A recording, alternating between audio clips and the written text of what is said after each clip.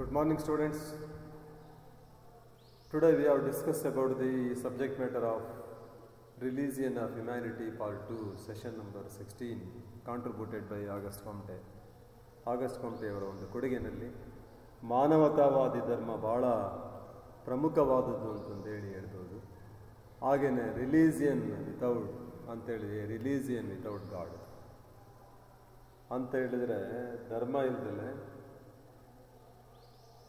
ಧರ್ಮ ಇಲ್ಲ ಅನ್ನೋ ರೀತಿನಲ್ಲಿ ಏನಾಗಿದೆ ಅಂತೆಲ್ಲರೂ ಅವ್ರು ಹೇಳ್ತಾರೆ. ಧರ್ಮಕ್ಕೂ ಇದಕ್ಕೂ ಭಾಳ ನಂಟನ್ನು ಅವರು ಹೇಳ್ತಾರೆ. ಅಂದರೆ ದೇವರು ಬೇಡ ಧರ್ಮವಿರಲಿ ಅನ್ನೋ ಒಂದು ಮಾತು ಅವರು ಅವರು ಪ್ರಾರಂಭ ಮಾಡ್ತಾರೆ.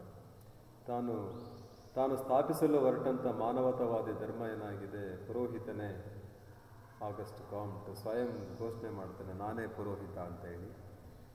ಅಂದರೆ Kamte religion humanity is based on this morality and religion upon this believes in the divine force. A main solution of the Comtean religion thus read, we should have religion but not God. We should have religion.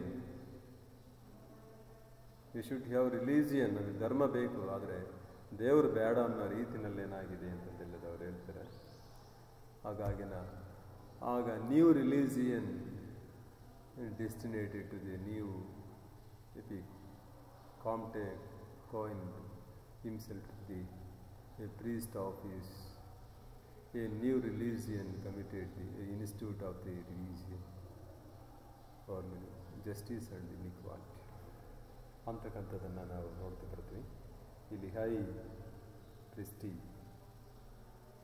ಪ್ರೀಸ್ಟಿ ಅಂತಕ್ಕಂಥದ್ದನ್ನು ಅವರು ಸಾರ್ಕೊಳ್ತಾರೆ, ಸಾಮರಸ್ಯವನ್ನು. ಅಂದರೆ ಇಲ್ಲಿ ಸಾಮಾಜಿಕ ನ್ಯಾಯ ಜೊತೆಗೆ ನಿಷ್ಪಕ್ಷಪಾತದಿಂದ ಕೂಡಿರುವ ಹೊಸ ಯುಗವನ್ನು ಆರಂಭ ಮಾಡಬೇಕು ಅಂತೇಳಿ ಅವರು ಸಾರ್ತಾರೆ. ಇದು ಸಾರಿದಂಥ ಒಂದು ಹೊಸ ವ್ಯವಸ್ಥೆ ಪ್ರೀತಿಯ ತತ್ವ ಒಂದು ನೈತಿಕ ಪ್ರಕ್ರಮದ ಆಧಾರದ ಮೇಲೆ ಇರುತ್ತೆ ಅಂತೇಳಿ, ಪ್ರಗತಿಯ ಗುರಿಯನ್ನು ಹೊಂದಿರುತ್ತೆ ಅಂತೇಳಿ. ಅದಕ್ಕೆ love the principle order to basis progress the end ಅಂತೇಳಿ ಕೋಮ್ಟ್ ನುಡಿದಿದ್ದ ಇದುವರೆಗೂ ಮಾನವನ ಇತಿಹಾಸದಲ್ಲಿ ಕಂಡು ಬಂದಂಥ ಸ್ವಾರ್ಥ ಪ್ರವೃತ್ತಿಗಳು ಕಣ್ಮರೆಯಾಗಿ ಸ್ಥಾನಗಳು ಪರತೆ ಏರಿಕೊಳ್ಳಲು ಇದು ಪರಿಪರಿಯಾಗಿ ಬಾಳು ಲೀವ್ ಫಾರ್ ಅದರ್ಸ್ ಅಂತೇಳಿ ಹೇಳ್ತಕ್ಕಂಥದ್ದನ್ನು ನೋಡ್ಬೋದು. ಹೀಗೆ ಏನು ಹೇಳ್ತಾರೆ ಅಂತಂದು ಹೇಳಿದ್ರೆ, ಜೀವನದ ನೀತಿ ಮಾತ್ರವಾಗದು, ಪ್ರತಿಯೊಬ್ಬನೂ ಇನ್ನೊಬ್ಬನ ಬಗ್ಗೆ ಪ್ರೀತಿ ತಳೆಯಬೇಕು ಅಂತ ಹೇಳ್ತಾನೆ. ಪ್ರೀತಿ ಮತ್ತು ಮಮತೆ ಎರಡೂ ಇರಬೇಕು ಅಂತ ಹೇಳ್ತಾನೆ. ಇವು ಜೀವನದಲ್ಲಿ ಹಂತದ ಕೇಂದ್ರ ಬಿಂದುಗಳು ಅಂತ ಹೇಳ್ತಾನೆ. ನಾವು ಚಿಂತಿಸುವುದರಿಂದ ನಮ್ಮ ಕಾರ್ಯ ಬೆಸಗುವುದರಿಂದ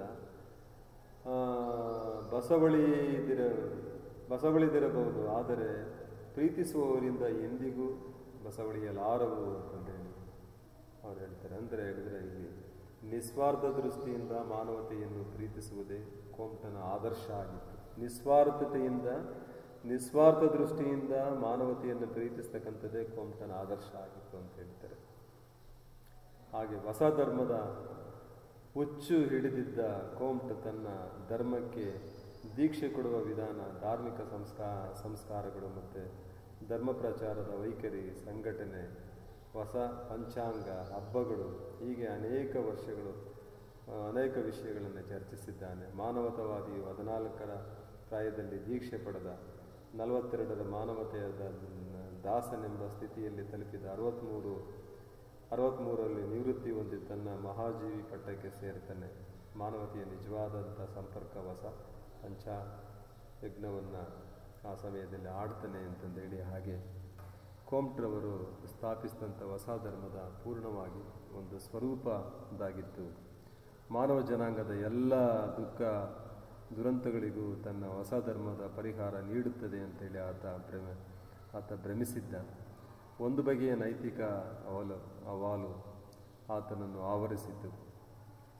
ಕೌಂಟ್ ಸ್ವತಃ ಧರ್ಮ ಬೀರುವವನೇನೂ ಆಗಿರಲಿಲ್ಲ. ಆದಾಗ್ಯೂ ನೀರಿರುವವಾದಿಯು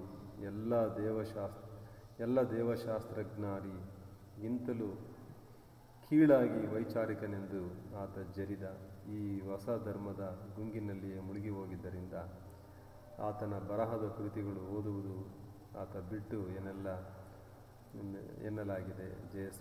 ಕೋಮ್ಟರವರ ಹೊಸ ಧರ್ಮದ ಕಲ್ಪನೆಗಳು ಆತ ಮಾನಸಿಕ ಆರೋಗ್ಯವನ್ನು ರಕ್ಷಿಸುವುದು ಬದಲು ಆತನನ್ನು ಮತ್ತಷ್ಟು ಏಕಾಏಕಿಯನ್ನಾಗಿಳಿಸಿ ವಿಚಿತ್ರ ಆಲೋಚನೆಗಳಿಗೆ ಹುಟ್ಟಿಸುವಂತೆ ಮಾಡುತ್ತವೆ ಅಂತಂದೇಳಿ ಪ್ರತಿಕ್ರಿಯಿಸ್ತಾರೆ.